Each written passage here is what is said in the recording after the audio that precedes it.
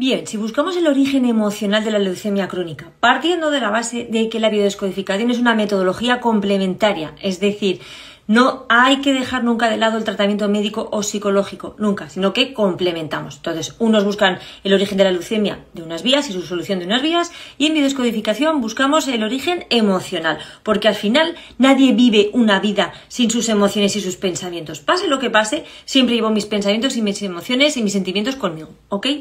Hablamos en este caso de leucemia crónica de autodesvalorización profunda. Es decir, no valgo para nada, no sirvo, soy inútil, soy impotente.